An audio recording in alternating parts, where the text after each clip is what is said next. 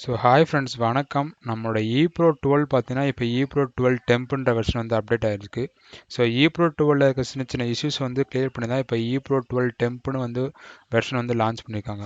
So இதில் பார்த்தீங்கன்னா இதுலேயும் ஒரு சின்ன இஷ்யூஸ் வந்து நிறைய பேர் வந்து ஃபேஸ் பண்ணுறீங்க. அது என்னன்னா இந்த பிரிண்டர்ன்ற ஆப்ஷனில் பார்த்தீங்கன்னா வந்து இப்படி கிளிக் பண்ணிங்கன்னா ட்ரவுன் ஆப்பில் வந்து எதுவுமே உங்களுக்கு வந்து நிறைய இது வரலன்றீங்க. ஸோ இதுக்கான ஒரு ஷார்ட்கட் மெத்தட் என்னன்னு பார்த்தீங்கன்னா ஃபஸ்ட்டு இந்த இதை சாஃப்ட்வேர் வந்து க்ளோஸ் பண்ணிடுங்க. க்ளோஸ் பண்ணிவிட்டு ரெஃப்ரெஷ் பண்ணிடுங்க. உங்களுக்கு வந்து நான் இந்த மாதிரி பிரிண்டர்னு ஒரு ஃபைல் நான் ஷேர் பண்ணுவேன். இந்த பிரிண்டர் ஃபைலை நீங்கள் என்ன பண்ணீங்கன்னா ஜஸ்ட் ரைட் கிளிக் பண்ணி காப்பி பண்ணிக்கோங்க.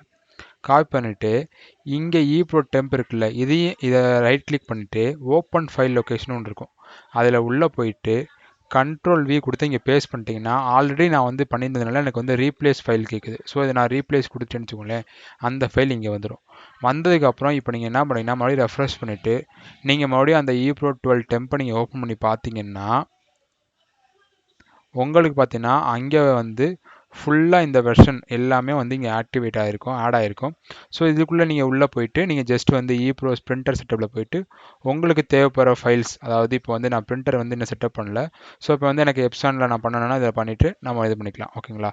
ஸோ அவ்வளோதான். உங்களுக்கு வேறு ஏதாச்சும் டவுட்ஸ் ஏதாச்சும் இஷ்யூவாக இருந்தாலும் நீங்கள் எனக்கு கால் பண்ணுங்கள். நான் உங்களுக்கு கிளாரிஃபை பண்ணுறேன். தேங்க்யூ.